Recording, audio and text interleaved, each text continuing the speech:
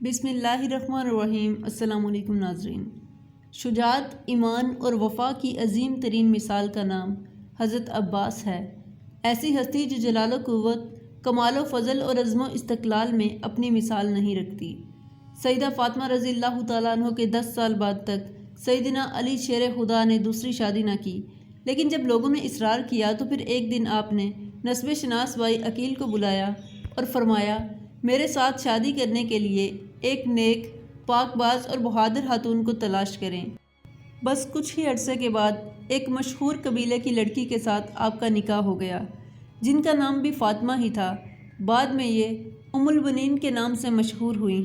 امیر المومنین حضرت امام علی رضی اللہ تعالیٰ عنہ کو اللہ پاک نے ام البنین سے 4 بیٹے عطا کیے، جو کہ سارے ہی کربلا میں شہید ہوئے۔ ان بیٹوں میں سب سے بڑے بیٹے حضرت عباس تھے۔ وفا، شجاعت اور صبر حضرت عباس کو ورثے میں ملا تھا، کیونکہ ایک طرف والد جو کہ شیر خدا ہیں اور دوسری طرف ماں بنو کلابیہ سے ہیں، جو عرب میں عرصہ دراز سے شجاعت کے لیے مشہور تھا۔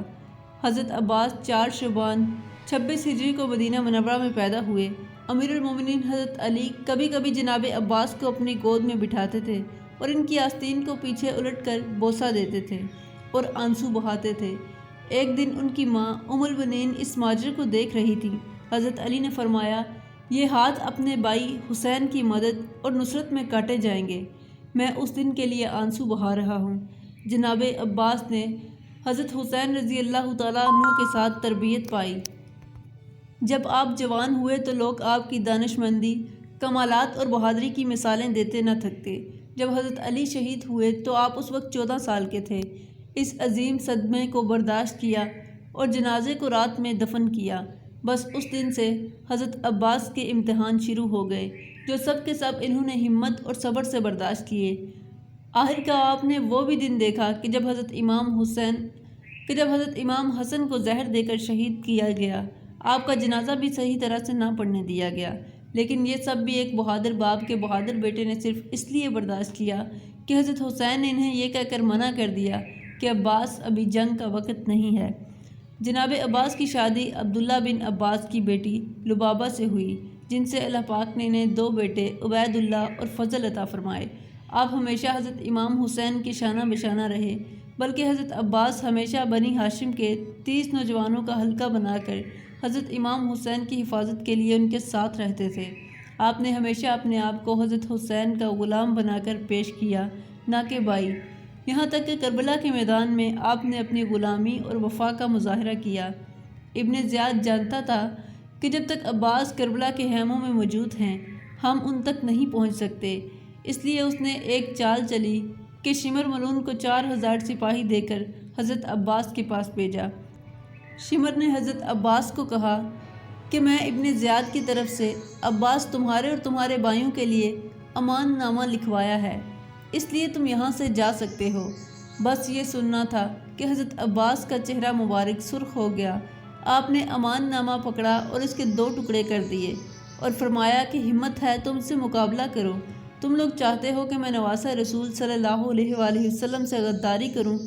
چنانچہ شمر اور ابن زیاد اپنے مقصد میں کامیاب نہ ہو سکے۔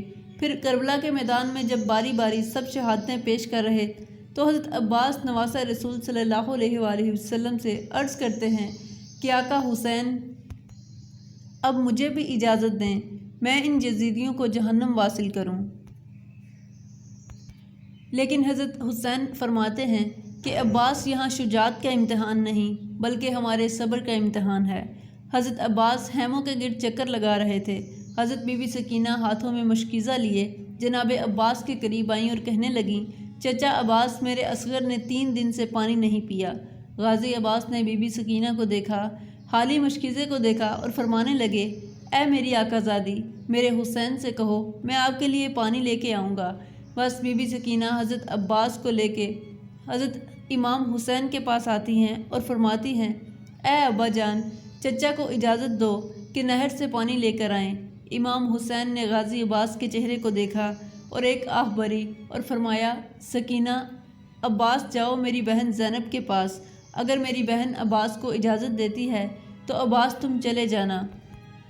حضرت عباس اور معصوم سکینہ حضرت زینب کے خیمے کے قریب آتے ہیں۔ جب بی بی زینب حضرت سکینہ کی معصومیت کو دیکھتی ہیں تو یہ کہہ کر حضرت عباس کو نہر سے پانی لانے کی اجازت دے دیتی ہیں کہ میرے بابا نے وصیت کی تھی، زینب شام کی گلیوں میں جب ہاتھوں کو رسیاں باندھے تمہیں لے جایا جائے تو اس وقت صبر کا دامن ہاتھ سے مت چھوڑنا، اور میں کہا کرتی تھی کہ جس کا عباس جیسا شیر بائی ہو کوئی اس کو گرفتار کیسے کر سکتا ہے۔ حضرت عباس پانی کی مشق کے لیے گھوڑے پر سوار ہوتے ہیں، ایک ہاتھ میں علم اٹھاتے ہیں اور نہر کی طرف بڑھنے لگتے ہیں۔ تاریخ طبری میں حضرت محمد بن جریر طبری لکھتے ہیں کہ جب حضرت عباس دریائے فرات کی طرف مشکیزہ اور ننگی تلوار لے کر نکلتے ہیں تو اس وقت عمرو بن حجاج 500 یزیدی فوجیوں کے ساتھ دریا پر پہرا دے رہا تھا۔ کربلا کا تپتا صحرا ہے، سورج اپنی آب و تاب سے چمک رہا ہے۔ جب پہرہ داروں نے ایک شاہ سوار کو ننگی تلوار کے ساتھ آتے دیکھا تو فوج میں ہلچل مچ گئی۔ تاریخ گواہ ہے کہ حضرت عباس نے 133 یزیدیوں کو چیر ڈالا اور دریا پر پہنچ گئے۔ باقی فوجی امداد لینے کے لیے اپنے کیمپوں میں بھاگ گئے۔ حضرت عباس نے اپنا علم دریا کے کنارے گاڑا اور مشک میں پانی بھرنے لگے۔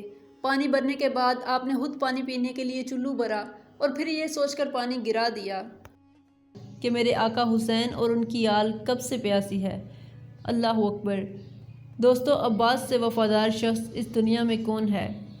پھر آپ نے سوچا کہ اپنے گھوڑے کو پانی پلا لیتا ہوں، لیکن گھوڑا بھی وفادار ہی تھا، اس نے پانی نہ پیا۔ اتنی دیر میں عمرو اپنی فوج کی دوبارہ صف بندی کرتا ہے اور پیچھے اور سپاہی بھی مدد کے لیے آ جاتے ہیں۔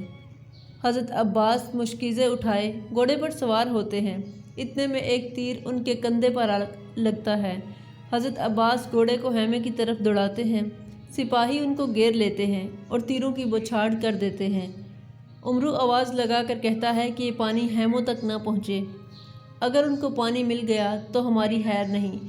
اتنے میں ایک بدبخت نے چھپ کر تلوار کا وار کیا تو آپ کا ایک بازو قلم ہو گیا۔ آپ پانی کا مشکیزہ دوسرے ہاتھ میں پکڑتے ہیں، پھر دوسرے بازو پر بھی وار ہوتا ہے اور دوسرا بازو بھی قلم ہو جاتا ہے۔ اس کے بعد جناب عباس پانی کا مشکیزہ منہ میں پکڑ لیتے ہیں، پھر سب یکجا ہو کر تیر برساتے ہیں۔ پانی کے مشکیزے کو بھی لگے اور پانی بہہ جاتا ہے۔ جیسے ہی پانی بہتا ہے تو میرے آقا کی آنکھوں میں آنسو آ جاتے ہیں، وہ گھوڑے سے نیچے گر جاتے ہیں، تیروں سے نڈال ہو جاتے ہیں۔ یزیدی فوج فتح کے نعرے لگاتے ہوئے واپس ہو جاتے ہیں۔ جب امام حسین حضرت عباس کو گرتا دیکھتے ہیں تو وہ ان کی طرف بڑھتے ہیں اور آ کر حضرت عباس کا سر مبارک اپنی گود میں لے لیتے ہیں۔ حضرت عباس پہلی دفعہ حضرت امام حسین رضی اللہ تعالیٰ عنہ کو اپنا بھائی کہہ کر پکارتے ہیں اور معافی مانگتے ہیں کہ میں معصوم سکینہ کے لیے پانی نہ لا سکا۔ آپ کی روح مبارک دارالفنا سے دارالبقا کی طرف کوچ کر جاتی ہے۔ اب ساری شہادتیں ہونے کے بعد جب سارے سر گردنوں سے اتار دیے جاتے ہیں اور ان کو نیزوں پر چڑھا دیا جاتا ہے تو صاحب وفا حضرت عباس کا سر نیزے پر نہیں رکتا اور بار بار گر جاتا ہے۔ یزیدی فوج پریشان ہو کر حضرت زین العابدین سے پوچھتے ہیں کہ ایسا کیوں ہے، جس پر آپ ایک تاریخی جملہ فرماتے ہیں، میرے چچا نے ساری زندگی حضرت حسین کی برابری نہیں کی تو اب مرنے کے بعد ان کا سر بھی حسین کے سر کے برابر نہیں رک سکتا۔ اللہ اکبر۔ یہ سن کر شمر کہتا ہے کہ عباس کے سر کو گھوڑے کی زین سے باندھ دو۔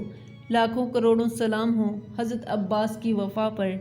اللہ پاک ہم سب کو بھی اللہ کے دین اور اس کے پیارے نبی حضرت محمد صلی اللہ علیہ وآلہ وسلم اور ان کی آل پاک سے وفا کرنے کی توفیق عطا فرمائے، آمین۔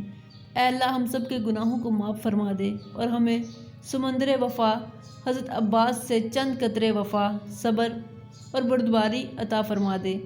اے اللہ ہمیں لوگوں کے لیے آسانیاں پیدا کرنے والا بنا دے، آمین۔ دوستو، امید ہے کہ یہ ویڈیو آپ کو انفارمیٹیو لگی ہوگی۔